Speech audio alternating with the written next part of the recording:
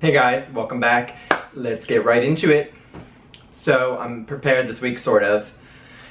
This video is going up a little later than usual. If you didn't see, I'll link it down below, possibly. I'm still trying to get the actual clip from the news station, the TV station. My appearance yesterday on New Day Northwest here in Seattle. I was going to be talking about all things cleansing, which I sort of tried to make it that way, but it was more about fall to winter skincare, which is a loaded subject because I think you should be tweaking your skincare all the time anyway. But I'll try to link it below. I hope you guys like it. Moving on. So I come prepared this week. Well, wait, let's go back to explaining. So it was late because I was doing the TV appearance yesterday. I also don't think I'm going to be doing one next week, with Thursday being on Thanksgiving, Thanksgiving being on Thursday, and you guys need to be with your families, as we all do, and friends and loved ones, and the skin talks can wait a week. But then I have some fun stuff coming up, not the week after, but the week after that. I'm going to visit my lab, and hopefully I'll have some fun behind the scenes footage there, and I'll be with a special guest who you'll get to meet. Anyway, now actually moving on. Okay, first things first. And again, the sort of, I have this JordanSamuel Skin Talks new way of doing stuff, and now we just sort of cut the BS and we're just literally chit-chatting and talking. We don't need this week in social media and this product and this book, and if I am reading a new book, I'm of course going to talk about it, or if I think you guys are going to find it interesting, or if I find a new product or I hear about something. So I'm just going to go sort of through everything and just have a chit-chat. Anyway, so first things first, pH craze. You guys are crazy about knowing what the pH is in a product, which I totally understand. However, I don't want to call myself a formulator, I work with a chemist, but I do help to formulate the product. As I am a facialist now for 7 years, which I can't believe, and then also training before that, I know a thing or two about skin and about the pH and about what the pH should be of certain products and what we should be doing to the skin. So my products are always formulated correctly in terms of the pH. I find that people are they need to know what the pH is of a product. The thing about that is that's going to be very similar to looking at an ingredient list and reading it and being like, oh, I don't like that ingredient. With ingredients, there can be many different suppliers, many different types of the same ingredient. And with the pH, while it is the pH that it is, different products are going to react and work differently with a different pH. If your moisturizer is like a 6.2 pH, while that's pushing neutral and alkalinity, it is an alkaline. It's still slightly acidic. That's fine. Your acid serums and stuff, and maybe cleansers with some fruit acids are going to want to be in the lower 4s, maybe even pushing higher 3s. Then there's some products. I remember there was a Kate Somerville product, I don't think they have it anymore, the microglycolic polisher was a 1.9 pH. Totally okay. So pH, while it does give you a guide, it doesn't really tell you much. And for the most part, if companies are not formulating in a certain range, they have no business formulating. Sorry, that is very abrasive, but it's true. It's your skin, and your skin should be, have tender love and care, and the pH should be correct. So while I think it is something interesting to know, I would hope, I don't know, maybe I'm being naive because I know what I'm doing with my formulations and with the formulator, but I would have trust in a company that the pH is correct, because that's something that can really screw up a product. However, it's not going to tell you much in terms of needing to know the pH. Just putting it out there. Oh God. Okay, so now this was sort of an aha moment for me. I feel like I'm bitching this week. Sorry. Thanksgiving. Get this out before Thanksgiving, right? And then I'll be grateful, and then we'll go back to complaining. I'm not complaining. But I'm looking out for you guys is what I'm trying to do. And I sat down and I was thinking, like, why do people get so confused by skin and skincare? I know there's a ton of products out there, I know there's a ton of misinformation out there, and then there's also a ton of totally correct information, just different philosophies. totally good and normal, just everybody has an opinion. But then I think my aha moment was, I'm seeing, and this is not a bad thing, but you have a lot of companies and their founder, owner, whatever you want to say, is not in skincare. They are not a dermatologist. They are not an esthetician or facialist. They haven't studied skin physiology. They don't know about skin. They can maybe talk about skincare, but they don't really know the ins and outs of skin as an organ. So in order to sell their product, they sort of just start saying stuff. And it might work a little bit, and it might be like okay knowledge, but I think for me, it's not coming from actual science-based fact. It's not coming from actual science-based. Did I say that? I feel like I'm just adding words. If I sound crazy, then we know everything's good and normal. But it's not coming from scientific fact. And I think that's when a lot of the confusion starts happening, because there are brands who, I'm sorry, they shouldn't be talking about certain skin conditions and types and things that they've never worked with, never touched, never even seen. They've just heard about, read somewhere, have created a product that they heard this product and this ingredient might work. I think that's where it gets confusing, where you have people, you could gather 5, 10, 15 different facialists and estheticians in a room, and everybody could have a different opinion on something. But again, it's all going to be based on the fact of what they've dealt with day in and day out with skin, with their clients, with themselves, etc. So I find it hard when somebody does not have that, they're not working with skin, touching skin, seeing skin, feeling skin, seeing the changes in the skin every day. That's crucial. And I think a lot of that is when people get confused. So as the consumer, it's hard, listen to people like Caroline Hirons, listen to people like Narita Joy, listen to people like me, listen to me. Just kidding, but not really. And try to weed through people who don't have history in skin, who are presenting these department store classes and know about their product and know about some skincare, but don't know about skin and why you should or shouldn't be doing something. Okay, that's it, that's over. Just wanted to get it out. Anyway.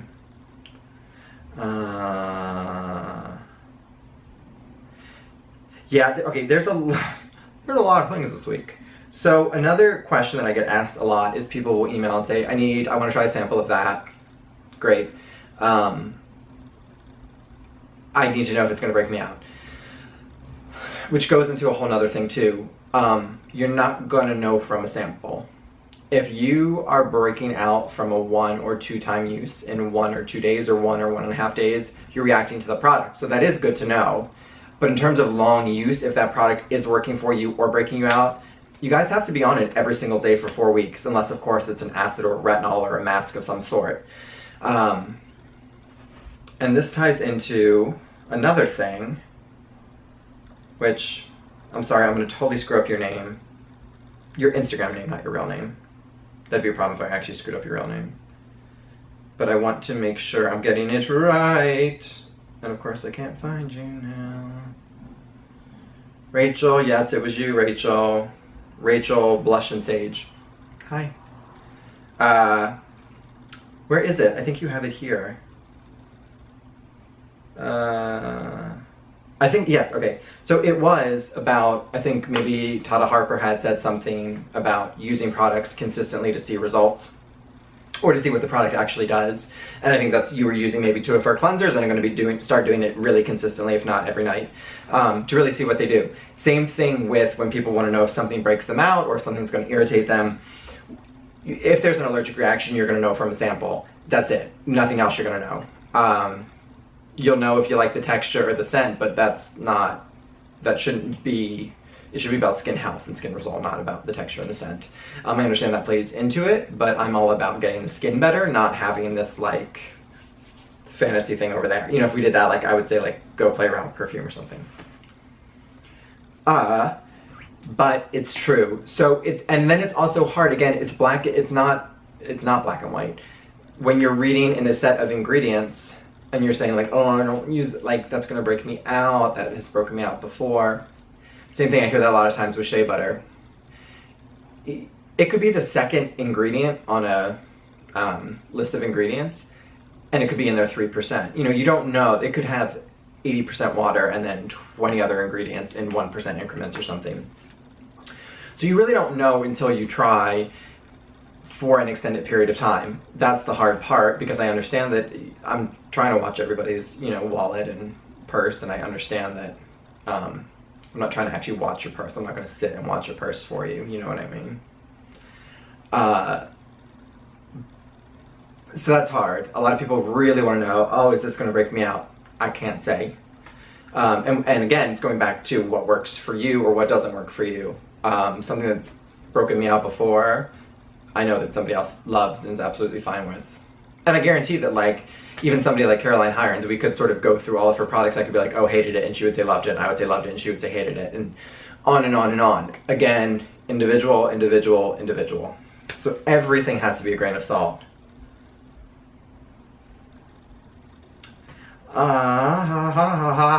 Another thing. Oil serums is not a thing. An oil serum is an oil. Oh, I got cut off. They were like, the camera said, stop it with your bitching. The angle's probably different. I hate when that happens. Anyway, oil serum's an oil. Sorry. It's like, let's knock off the marketing BS. It's fine to use with another oil. I mean, that's a little much in my opinion, but it's fine. But an oil serum is an oil. The only difference of an oil serum would, like I said, botanicals, but you're already getting vitamins and antioxidants from the oils themselves. So in a way, an oil is an oil serum, or an oil serum is an oil. Like, there's no, it's not, it's the same thing. So knock it off. Moving on.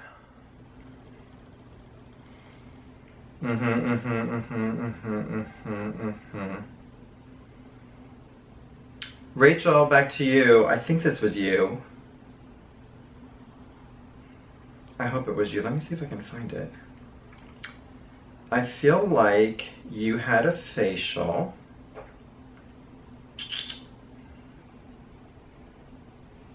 If it wasn't you, it was somebody. Somebody had a facial and they said to them, stop using so many steps, you're going to get congested, etc., etc. And I was like, yes, I agree. You know, that is something too that I think I talk about in every video, and we're just going to keep talking about, is that so many times we create our own skin problems by the products we use. The reason why I think Hydrate is so popular is because you guys are creating surface dehydration by over-exfoliating and overusing retinols and overusing all these things. You know, using a washcloth or flannel, retinol, and an acid, sorry, no two ways about it, your skin's going to be surface dry and irritated.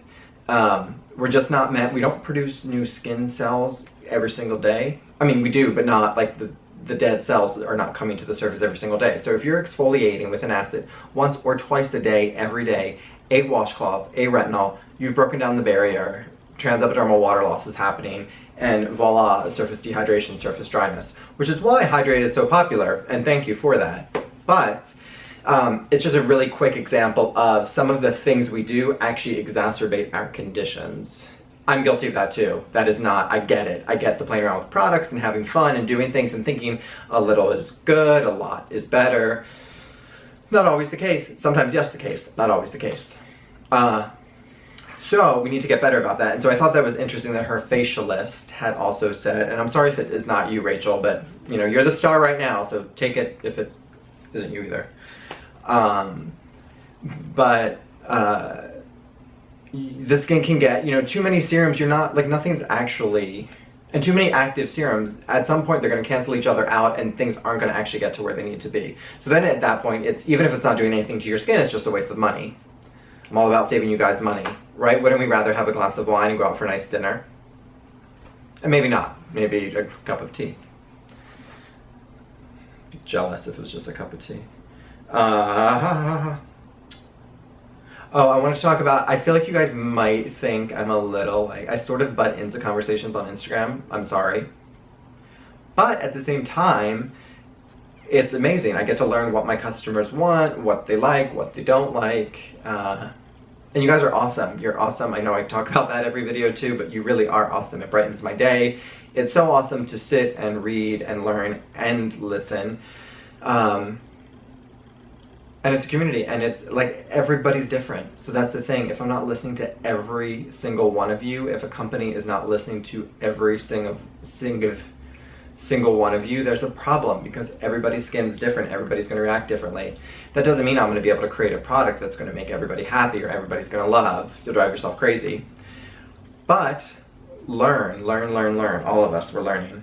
Okay, let's see. So I got that figured out, got that figured out, got that figured out, got that, got that, got that, got that, got the great. I think we're just down to the last thing, which is, I should have wrapped in back to the oil serum a little bit. Well, and really the whole video. But I was talking to a client, and I just simply said, like, why do you moisturize? And they said, like, oh, well, my skin's dry or something. And then I was like, well, why is your skin dry? And I got into this sort of a little bit of a hippy-dippy talk. But you know, a lot of what we do with our skin is 100% driven from marketing. Whether it's marketing from a company, marketing from a dermatologist who doesn't even have a product line, or marketing from an esthetician who doesn't necessarily have a product line. Basics with the skin. Yes, we need to cleanse the skin. We need to remove the dirt, oil, and the grime, makeup, things we put on it. We need to cleanse it to have the skin function properly as an organ. We know it has dead cells. We need to exfoliate it. We now know with our, depleted ozone, we need to be really good about sun protection. Great. And I've talked about that in earlier videos. But then after that, there's very little we need to do if we just maintain health and balance through exercise and diet and supplements. And I'm by no means telling you what supplements to take, and I can't tell you that, and I wouldn't tell you that. I personally take a lot of fish oil, a lot of fish oil. I always cook with olive oil. I have an avocado a day. I like to lubricate from the inside out. I like to use a humidifier and keep the moisture in the air. That way you don't have to use 600 products. Andy, who is a wonderful facialist in Great Britain, and who I've talked about before on my videos, I believe also he said, and this is going on maybe a year ago, that he had just come off of, I felt like it was a year of not using moisturizer. He was using serums, and he was like treatment serums specific for certain things and cleansing his skin. But he was doing everything else. He was really intense with his diet. Salmon, omega-3s, essential fatty acids, water hydration, as opposed to wine hydration. Hydration, we're just going to start saying water and wine hydration from now on. But it is something that should not be overlooked. I think we can get away with less if we are truly holistic. And I know it's easier said than done. Trust me, I love my French fries. I love my wine. I love my martinis. This is by no means a pointing the finger. It's just food for thought, no pun intended. But it can, and that's the big thing too in the winter, and I wanted to talk about this yesterday on the show. But so many times I hear people say, like, oh, I'm using all these heavier creams and all these other things, and my skin just isn't, doing what I want it to do. And the first thing for me is humidifier in the bedroom. If there is no moisture in the air, no matter what is on your skin, including oils and balms and things that you don't think they're going to either A, soak immediately into the skin and then have none left over, no reserves left over for the skin to sort of hold on to, or there's going to be out in the air. So those are things that we really have to think about and have to implement. Simple things too, they're very simple, but they help, and they help the skin, and they help you use less product. But anyway, back to, God, I really do just ramble. But anyway, back to the thing about the marketing. So like I said, cleansing, exfoliation, SPF. And then you have your things like your retinols, which have been proven, time and again to be wonderful for non-invasive anti-aging. Your mask, all of that. But so many with the serums and the moisturizers, and we need this, and then we need a toning essence, and then we need an oil serum, and then we need a plain oil, and then we need a eye gel and an eye cream and an eye balm and a blah, blah, blah. It's all a bit of a marketing BS that isn't doing anything or taking into account at all your skin, and again, your skin's physiology. How it works as an organ, and how we're interconnected with it, and how what we're put in comes out, What we put on comes off, yada, yada, yada. That's actually one of my favorite things. Eve Lom quoted that to me in her facial. She's quoted that in interviews, and it's so true. What we put in comes out, so garbage in, garbage out. And what we put on comes off. So there is only so much too that we can expect of our lotions and potions, and we don't need to get carried away with it. With that being said, again, you guys are awesome. This video, what's today? Today's Friday. I'm hoping to get this video up tonight, even if it's late, or by Saturday. Have a wonderful holiday. Have a wonderful Thanksgiving.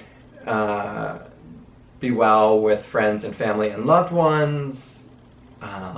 Just so you know, I'll get you the exact number. We are really low on the hydrate serum, like really low. In case you were on the fence about it, or in case you wanted to stock up. Of course, more is going to come in stock. I'm getting it in the new packaging. That is happening in about 2.5 weeks when I go to Detroit. So then it'll be about 3 weeks until, well, and who knows when this will sell out. If this is in a week, and then, so there might be about 2.5 weeks with no serum. Sorry. Which also means no full collection. I'll make up for it with sale. I love this light. Look at my light. There's 42 serums left in stock. 42. That is it. That means there's only 42 collections left in stock either, or whichever way it goes. There's not 42 of each. There's 42 altogether. Obviously, I put a serum in with the collection. So just so you know, I have no Black Friday specials. My whole month has been a Black Friday special with amazing deals. So take advantage if you'd like. It's been a wonderful response. I thank you guys. That's why we're low on the SPF. I wish I had an SPF. Why we're low on the serum. And it will be back in stock. But you guys wanted it, and so now it's going quicker than I thought. But please subscribe. Please share. I love that you guys share and subscribe. It means the world to me. And I hope some people learn something from it or take something away from it. I hope I don't sound like a total ass. If I do, I apologize. But have a wonderful Thanksgiving. I will see you obviously well before Christmas. Hope you have a wonderful, if you are into Black Friday and going out and doing all that good stuff, I hope you have a wonderful Black Friday or Cyber Monday, or just being in with your friends and family and kids and loved ones and having a wonderful, wonderful time. Until next time, love you guys. Happy Thanksgiving. Thank you for watching. Bye.